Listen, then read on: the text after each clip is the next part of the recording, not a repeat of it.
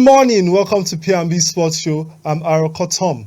On today's show, we are going to be discussing about the NBA playoffs in the Western and the Eastern Conference. We are going to be discussing about the games between the first to the 8th seed today in both conferences. And for this, we are going to have Mr. Moody and Mr. Chris today on our show, and they are going to be dissecting and giving us insight on what has been happening in the NBA playoffs. But before then, we are going to move to Benin, where we have our correspondent, Mr. Abel Sunday, and he's going to tell us about the basketball and empowerment camp of the 15th anniversary of A2S.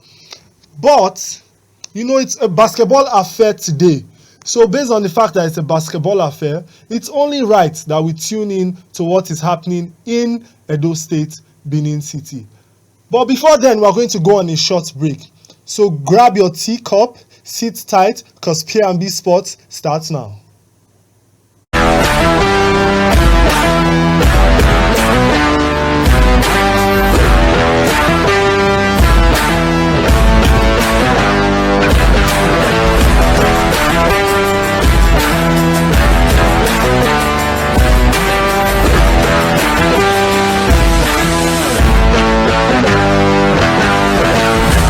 Welcome back to P&B Sports Show. Like I said earlier, we are going to be tuning in to Benin, and we are connected live with Mr. Abel Sunday, who is our correspondent from Benin. Mr. Abel Sunday, how are you doing? I'm fine. Good morning, and how is Abuja this morning? Abuja is fine. Abuja is fine. It's like you don't want to come back to Abuja because you've just been enjoying yourself in Benin, but you keep saying that it's work. It's work. What is there to enjoy? But of course, we love our job, so we're enjoying doing it. Exactly. So, Mr. Abel, what is happening at the 15th anniversary of the Access to Success basketball camp? I'm guessing this is day 3. This is day 2. This is day 3. This is day 3. It kicked off fully yesterday. The first day was coaches clinic, and they did the registration of campus and opening ceremony. And yesterday the game started fully, and they tried to see how, because the format that they used was all the teams who played, then they will now seed them. So they were seeded yesterday. We'll have from the first team to the 8th team, then they will now be the pairings. Already they've done the pairing. The first game is starting in the next 10 minutes. Here at the University of Benin Indoor Sport Hall. Mm-hmm. So the first game is going to start in the next 10 minutes. But yesterday brought the glimpse of the championship, and you could see what we'll be expecting in the next 2 days. Okay, that's lovely. So I remember you talking about some interviews. So can you hint us on the interviews that we expect to see? I was unable to catch the president yet. I think yesterday he was still busy, so I was unable to catch him. But I was able to talk to we have a exclusive interview with the best coach of Zenith League, and he spoke so many things about the championship and the camp, and he said that the reason why Access to Success is still growing bigger is because of the founder, Mr. Lovely Andrew, yes, and he said like the big heart that he has, and the spirit of how I call it, the spirit of unity that he has. He brings everybody together, and that is why the camp is going bigger and bigger and bigger.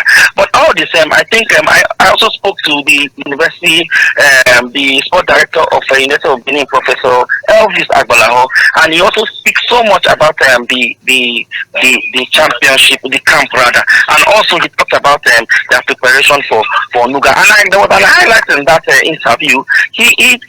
I asked him about the insecurity situation in Jos. You see the Jos that is hosting the Nuga proper. So I asked him about the insecurity in Jos, and he said that wouldn't be a problem because 2 weeks ago they were in Jos to play the trials for World University Games in China, and which unfortunately Uniben did not even participate because they don't have a sponsor. But he went there as a coordinator because he is the head of swimming swimming events in Nuga. So he went there as coordinator. But all this time, I think he spoke so well, and I think tomorrow we are going to have another interview with him again, hopefully before I leave Benin. Okay, that's lovely. Yeah. I remember you said something about unity. So now we're moving to the unity and the inclusion, basically the female inclusion. Is it true that females are participating in this camp and they have their own teams? Yes, it's both male and female. Everything that's been done with the male is equally done with the female. So it's also male and female team that are participating. So we'll have roughly over 100 and something campers, and of course what we did like yesterday, they gave them, I think they gave each of the players a stipend that will take care of their transportation to and fro from their various locations. And also the ones that came from outside, I think they were giving up to 25,000 naira per player, that at least to keep them and leave them here, and maybe that would take care of their accommodations and also something like transport as well. Okay. So to A2S, player comfort is paramount to them. And I also hear Absolutely. that they give lunch. I heard that they plan on giving kits to these kids. Yeah. They give every game day there is lunch provided for all the players and also the coaches. Okay. Then I think at the end of the day, which is tomorrow, I think at the end of the camp, they will now give pairs of canvas shoes to each of the players. So I think that is what we are going to expect, hopefully, as the camps draw to a close. Okay. So moving on to the birthday proper, are you saying that A2S, they've been consistently doing this for 15 years? Because I remember our last, when we were talking the last time, you mentioned that A2S has been doing this, that even during COVID-19, that they were doing this. So what is your thought? And do you think that they've been consistent enough? Yeah, of course, they've been consistent for the past 15 years. They've been sharing smiles and also empowering dreams for the past 15 years. There's no two ways about it. And I'm anticipating to I can't really wait to have a one-on-one interview with the founder and the president of the foundation. They will do marvelously well. Absolutely, there's no two ways about it. A2S is a household name in South. Everybody knows about A2S, and the kids, they always want to participate anytime the camp comes. I know they do it annually once in a year, and every year they always look forward to come to the camp, to come and participate and see how they could of course get that contact or get the smiles that they share, and also inspire their hopes that they have. Okay, we're talking about inspiring hopes, and we're talking about I remember you said something about people coming from the United States, that there are volunteers that came from the United States. So what is the relationship now? You know, it's been day 1, day 2, and this is day 3. So what is the relationship between those that came from outside the country and those that are home-based? Yeah, I think the relationship is superb. It's top-notch. So far so good. They tried to, especially the ones from US, they tried to see how they integrate, I would like to speak the English. They said that they could put themselves integrate themselves into the Nigerian team setup, and they were able to flow well. You know, sometimes I'm even trying to speak pidgin, which they cannot speak, they don't even understand it, but all the same, they were able to see how they could mix up, you get, in a way. But I think they were having fun because they mix up both the US team and the Nigerian team. They were able to mix up so well, and yesterday some of the US coaches were able to take the beginners, those ones that don't even know how to play, just to teach them the basics and see how they could and they brought some kids from the IDP camp as well. I know it was also a big donor to IDP camp here in Benin. So they also brought some of those kids from IDP camp to also have a feel of the championship and so on. Okay, that's lovely. So you spoke about them trying to speak pidgin. Please tell them that they have to try the Nigerian jollof rice, which is the best jollof rice in Nigeria. We can't compare the Ghanaian jollof rice does not even come close to our jollof rice. That is even what they did for lunch yesterday. It was jollof rice. So jollof Oh, rice and fish. These are local fish. So I yes, think yes. they enjoyed it. There's no two ways about it. They will Okay, definitely. okay. So, They Mr. will. Abel, many thanks, and I hope that you continue to have fun, while you cover this event and while you give us more information on this event as time goes on. Thank you, Mr. Abel. Thank you very much. Okay. So right now we are going to go on a short break, and when we come back, we are going to be discussing about the NBA playoffs. We have teams in the Western and in the Eastern Conference. Yesterday there was a game the game 2 between the Timberwolves and the Los Angeles Lakers was fantastic. We had the Los Angeles Lakers with winning that game and having a comeback after their first loss.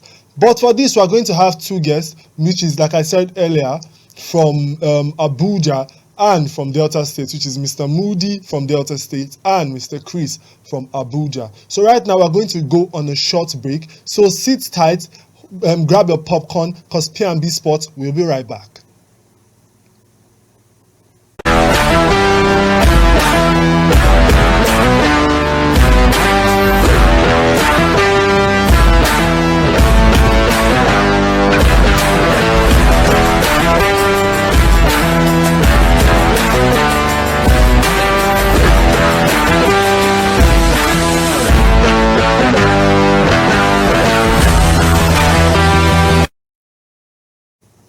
Welcome back to P&B Sports.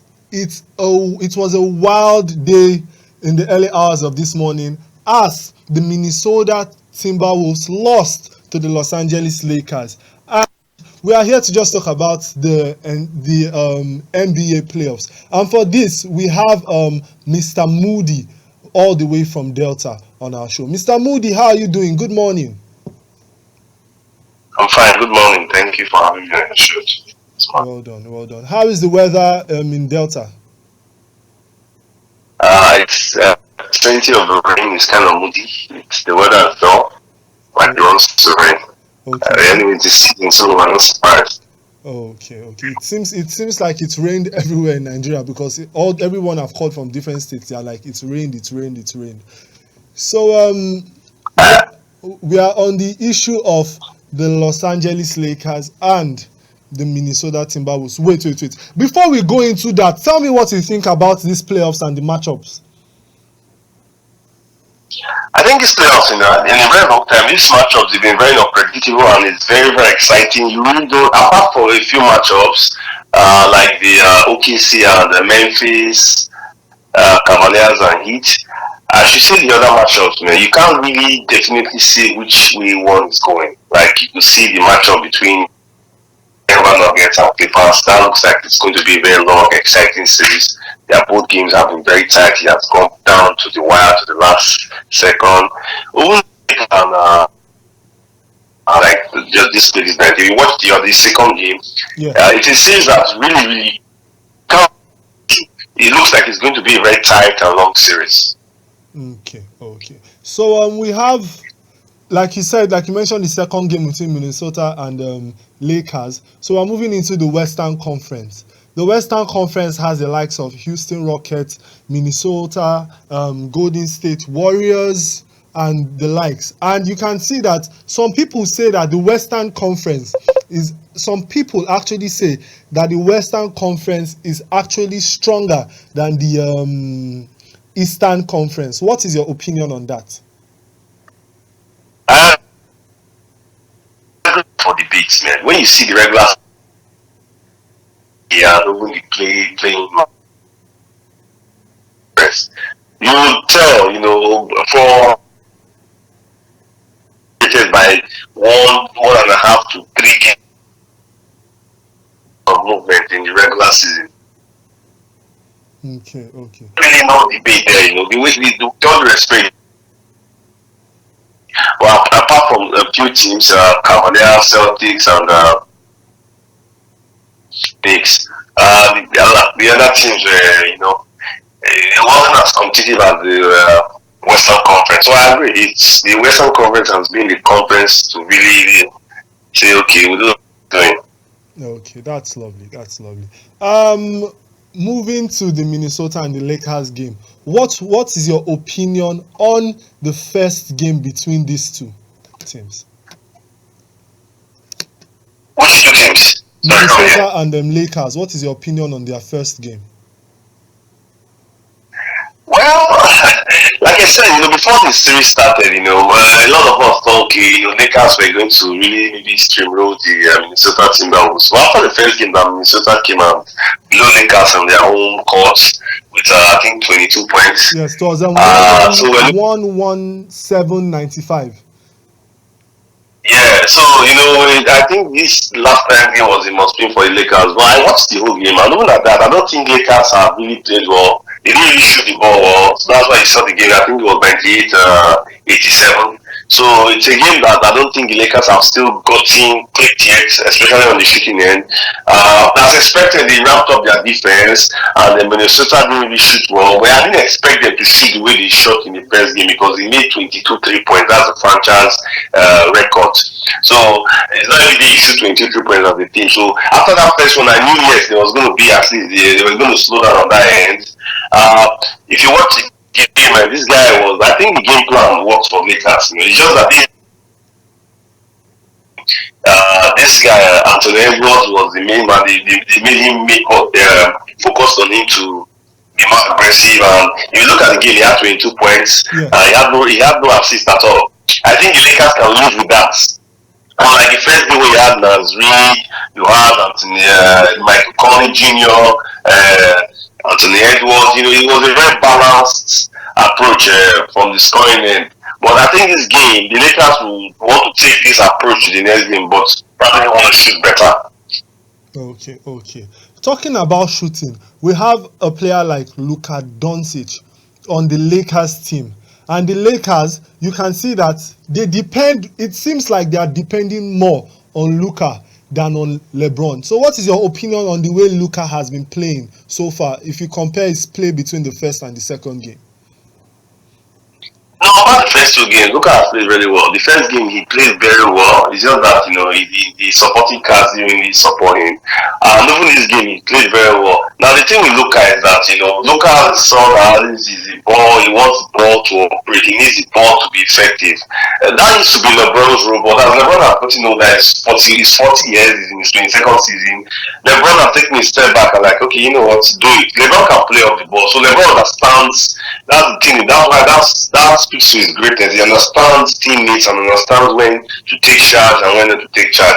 As the playoffs go, as they progress, you see times in games when LeBron knows, okay, you know what, let me take charge. But LeBron, for the most part of it, he understands Luka needs the ball to be effective. So LeBron has taken a back seat and just, he becomes effective. Like if you look at the game yesterday, he scored 21. If you look at the other intangibles he did, like on defense, on rebound, those stuff don't really show because you're not seeing him scoring, but those things they really matter in the playoffs. So I think it's a good one. The Lakers understand Luka needs the ball in his hand to be effective. Okay. So the Minnesota Timberwolves, I noticed something about their first game, and it seems like it's something that has been happening for a very long time. In the first game, their bench had 48 points, if I'm correct. Sorry, 43 points. Then the Los Angeles team, their bench had 8 points. So it seems like the Los Angeles Lakers and their team, they depend more on LeBron and Luka than on any other person on the team. What is your thought? Yeah, I think the downside to the Lakers is that their depth is not really there because I think LeBron, Luka, Austin Reeves, those are the three guys that they really depend on in terms of own production of offense, and Ryu Hachimura and the other guy, Gabe Vincent. Yes. But I think what advantage the Minnesota Timberwolves have, they have some depth in their bench and they are younger and they are more athletic. So that's where I think going forward in this series, might change the series to a certain way, because if you see the first game where I don't think LeBron really played well in terms of the offensive end, that's why they lost. I don't know, we've seen play well. But if you look at this game, was really produced. LeBron James produced. Obviously, Luka produced. And then the other supporting cast in this side, Kimura, Vincent, Jackson Hayes, Jason Hayes, they produce. But the advantage in Minnesota will have is that they have a deep bench, in terms they can go to their bench and they have guys that can come and produce. But like I was saying, the first game was kind of misleading because after the first game, I told people that, look, see, you have to understand, Minnesota cannot shoot 22 3 points consistently. So that's something. If you see the shot, I think they just made 4 3 points the whole of the game last 4 or 5. So you see, that's something we have to keep in mind going forward. You don't expect Nasri to shoot 6 3 points a game, the other guys to really come up like this. So, but if you ask me, I think if the Lakers are in good spot to still come out of this round, but it might be a long series. Okay.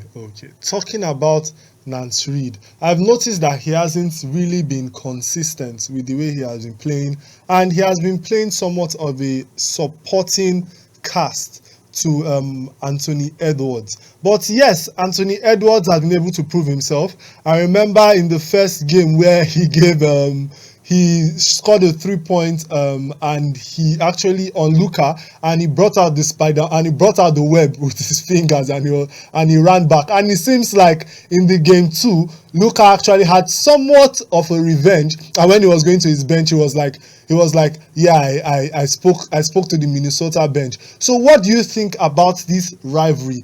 I'm looking at it that this rivalry might be one that will last for a very, very long time, because Luka Doncic is a generational talent, and it's the same thing with Anthony Edwards. So what do you think about this rivalry between Anthony Edwards and Luka Doncic? It's a very beautiful rivalry. So it's one that's just developing, and like you said, these are both young players that they'll become the face of the league going forward, because people like the LeBron, Steph, and KD, they are actually on their way out in the next 1-2 years. One of them should be leaving the league. So going forward, this new emerging rivalry between Luka Doncic and Anthony Edwards is something that is going to be really beautiful to watch as they progress in their careers and whatever team they still play out. So it's something we're looking forward to, and it's what keeps the NBA exciting. There's always this back and forth rivalry. There's always a battle. There's always a mini script going on in the NBA that keeps it exciting. At the point it was LeBron, Curry. There was a time it was Kobe, Pierce. So there's always one fight. There was a time it's KD, LeBron. There's always this battle going on, but this new emerging rivalry is something that we're looking forward to. From now, it just started, but I think it's like you said, it's going to be, that rivalry is going to be there for some time. Okay. So, do you think that this, because I think that now that the Lakers have won the second game, that they are going to keep winning it. That's my own opinion. But what is your opinion? Do you think that they are going to that we are going to see a game 6 or a game 7? Or do you think it's going to be a blowout for one of the sides? Well, I think it might end in a 5-game series, maybe 3-2 to the Lakers, 4-2 to Lakers, Maybe I see a 6-game series, I don't really see a blowout, like I said, because if you watch the game, the Lakers were up with like 17 points or 20 points, and you could see the game still came close to 9 points. So it's a series that, and especially going back home to Minnesota, so the Minnesota will have to respond. But I still think the Lakers have much to give, because they didn't really, to think they actually won, and they didn't really shoot particularly well. They made like 6 or 7 3 points for the whole game. So that's 6. So imagine they just shot 6 3 points and they still won with double digits, So that's something to look forward to. And then their defense stepped up. So I see it as a 6-game series. Lakers winning 4-2. But I don't see it like I don't see any big blowout like that, because both teams, they are capable of really going on scoring bursts. Okay, so which means we have the same opinion on the Lakers, because I believe that the Lakers are going to win it 4-2. But moving on, I remember you mentioned something about there was a time when the rivalry was between LeBron James and Stephen Curry. So that moves us on to Stephen Curry's team, which is the Golden State. They had their first game in the 2025 season of the playoffs with Houston Rockets, and it ended 95-85. What do you think about it? What is your opinion on that game? Yeah, that was a very interesting and tough game, and that was another game in the Western Conference. I have to say that you don't really know where this one is going to. That was a very tight game, considering Houston Rockets have done a very good job and fantastic job. And defensively, the Houston Rockets, they are really tough. They are entering that game. I think the focus was on Amen Thompson and how I was going to meet Corey. But Corey is being Corey at 31 points, and Corey has had a lot of experience on this stage. So I wasn't shocked. I told someone that I thought Corey would have gone for more because Corey lives for big moments like this. But that's another season. If you watch that game, going forward, that will be a very tight series going forward. You really can't tell. I don't even know which way that series is going to go. Yeah, and I think I favor the Golden State Warriors because of experience and the added Butler and Draymond Green's experience. And I just think maybe at the end, the inexperience for some the Rockets players by just playing. But that season is going to be long. I see a 7-game season, that one. Okay. But we're talking about Amen Thompson. But to me, I think he played amazing defense. I remember watching a video last night of when Stephen Curry was putting him through when he was in high school in a basketball camp, and you can see that Stephen Curry dominated him in that basketball camp. So it seems that now that he's in the NBA, he actually had a point to prove to Stephen Curry. What do you think about that young lad? Because I know that he is in the NBA and his twin brother is also in the NBA.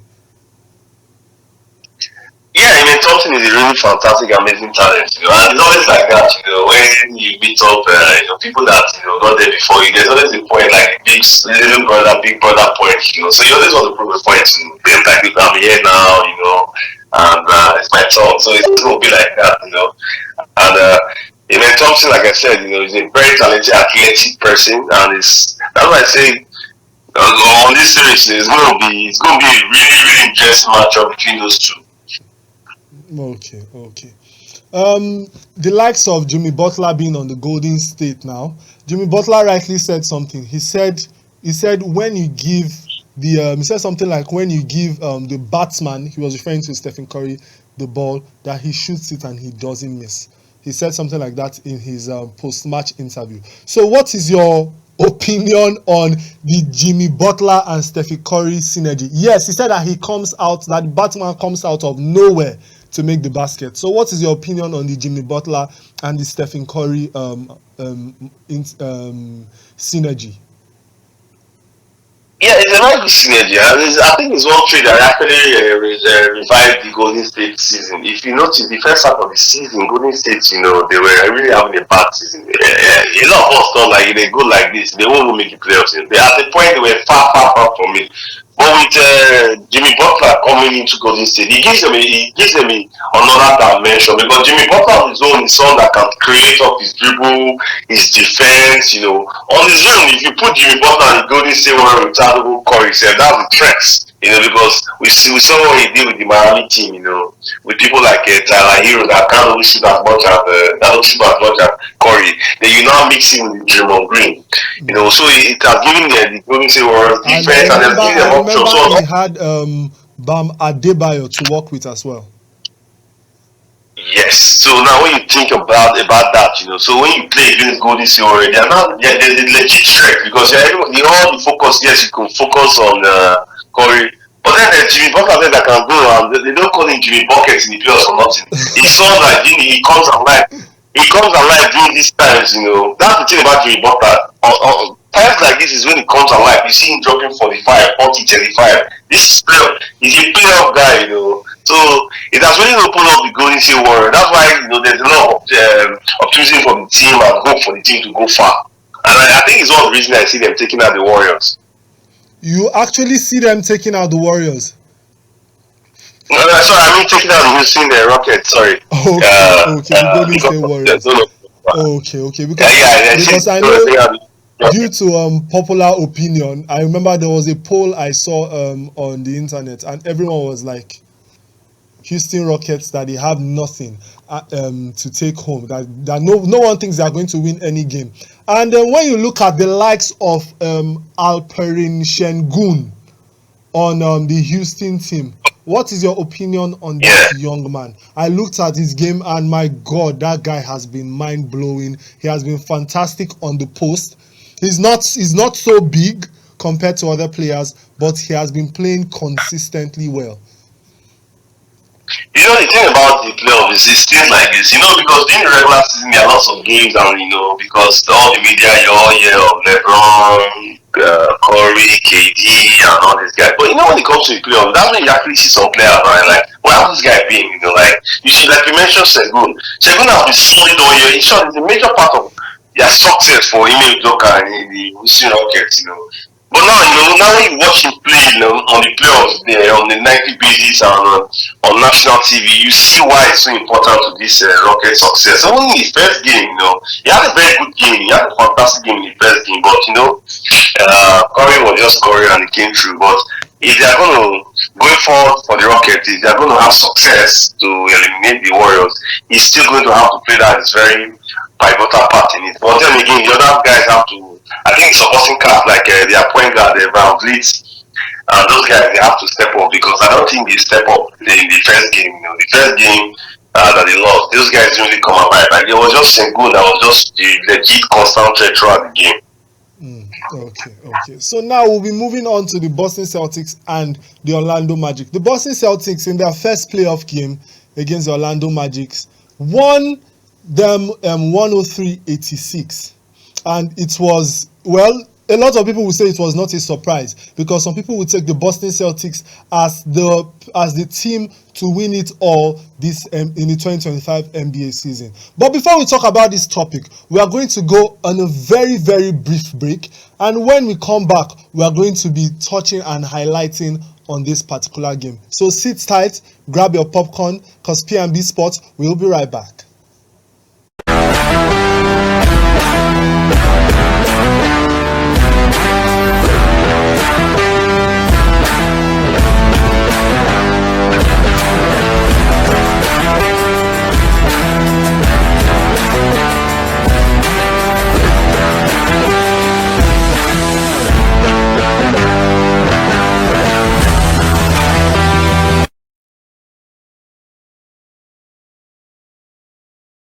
Welcome back. We are still on the NBA playoffs matter. So, and we still have Mr. Moody here in the studio. So, Mr. Moody, how is everything, and what is your opinion so far on the Boston Celtics and Orlando Magic matchup? Well, I feel like before you went on the short break, I still think the Boston Celtics, they will take it all. I see a sweep in this series, because Boston Celtics, I still think they're one of the teams to take it all this season. The team is so complete. They play defense, they shoot the ball well. They have a deep bench, they have experience. So I don't see any surprises here. The only worrying part is in Tatum, in the first game he hurt his wrist, so I think I was reading reports and they were like he's going to be evaluated today. But even if he's in his absence, I don't think it's going to cause. If it's a short absence, it's not going to cause major problems for the Celtics against the Orlando Magic. Yes, the Orlando Magic are an exciting young team. They've done very well, but I don't really see any surprises there. I see the Boston Celtics taking care of business. Okay. In the, like you rightly said, I remember in their game or in their matchup, we had players like Derek White who had 30 points. What is your opinion on Derek White? That guy was mind-blowing. We saw back-to-back threes. We saw steals. We saw amazing defense from him. So what's your opinion on Derek White with 30 points? No, Derek White has always been Derek White, let's not forget he went to the Olympics, and won gold, it wasn't chosen because of, so you see his importance right now. And besides Derek White, you realize this guy just won 6 Man of the Year. Pritchard. This guy, Pritchard. Yeah, so he had 19 points in their first game. So you could see where production is coming from. Like they required, at this point, I don't think we should be surprised about the required because only last year during the NBA finals, the required came up big. It's one of the reasons he actually won. Yes, we understand that Jalen Brown was the MVP and he played well, but the required performance and play was very instrumental, and that's why he was chosen to play. In the Replace, US. I think, I think he replaced someone that was Kawhi. Kawhi Leonard. Yeah, so there's no surprises there. When I his performance is surprising, that's why I said that the Celtics, I see them, I still see them as a favorite to take it all because when you look at their team around, you look at their bench, look at someone like Peyton Pritchard comes on the bench, and Peyton Pritchard will start on a lot of teams in these playoffs, but he comes on the bench in this team, and you can see why he won 6 months of the year. They're quite another guy that on the 90 basis you don't know who goes up. Jalen Brown could go up, Jason Taylor could go up. The Tom, what's his name? What's this tall guy's name? Their center that shoots the ball well. So it's a team that is really something. So it's a team that they have dangerous weapons from everywhere. So I just see them to go all the way. I know Cavaliers are there, but if you ask me, I pick them. I pick the Celtics to still take this thing all the way to the NBA Finals. Okay. So some will say that this is Jason Tatum's time. When you mention Jason Tatum this season, everybody is shouting MVP, MVP, MVP. What is your opinion on the potential MVP, Jason Tatum? When they say MVP, you mean in terms of for the NBA? I don't see the NBA entirely. People are saying that Jason Tatum might actually be the MVP. No, it can't be Jason Tatum. Come on, we have SG, Sergio Alexander, then we have this guy, Jokic, Nikola Jokic. Yeah. So I don't really see. Maybe I close in my come top place, but I think the MVP is going to be between one of them, Nikola Jokic and Sergio Alexander. But I think SG is going to win it, because I think that's what they call voters fatigue. I think people are just tired of Nikola Jokic, winning a third straight or fourth, and it happens. There was a time LeBron was always winning it, and always LeBron had the most superior system. Yeah, it's a human factor. When people win, people just get tired and don't see a different thing. So I think for that reason alone, this guy will win it. SG, but SG has had a fantastic season. But I don't think Jason Tatum has had near a season like these two guys I called. So I don't see him winning it. I think the thing for Jason Tatum is that if they do make it to the NBA Finals, that's where he needs to prove himself, because in the two finals he has played, he has not really proven himself. The first one they played against Golden State Warriors, they lost. He didn't really prove himself because he was supposed to be the man. The second one they played at war, Jason, if you watch it, that was last season. Jalen Brown, was the one that came up. Yeah. And let's not forget, the fact that Jalen Brown actually won MVP at this thing, at what do you call it, the conference finals. Yeah, so I think Jalen Brown to tell you that it's not like Jason Tatum played bad, but it's just like what we've come to expect from Jason Tatum at that level. He has not just really performed at that level yet. It's just like Curry over the years. If you notice, let me just go back to Australia. When they beat Cleveland Kamala the first time, it was 2016. Yes, it was Andre Iguodala that won the MVP. Even though Curry had a fantastic season, and he even had an anonymous season. The next season, Curry still had an amazing regular season, but obviously then LeBron won it. Then they brought KD. KD won back-to-back MVP. It was the one that these guys won against the Celtics, that Curry actually came up big. So I think that's the next step for someone like Jason Tatum. We know he's a fantastic player, but on the biggest stage, he has not just been the regular self we've seen, the way he plays in the regular season. We need him to translate that in the finals if they make it. Okay, that's lovely. Thank you so much, Mr. Moody. Many thanks from P&B. We are always grateful. You've always given us your time, and we really appreciate it. Have a blessed day, Mr. Moody. And you too. Thank you very much. Okay, so right now we've come to the end of P&B Sports Show today, and next time we're going to be talking majorly on football, what is happening in the Premier League and in the Champions League. But before then, we are going to say bye-bye and have a blessed day, because P&B Sports will be right back.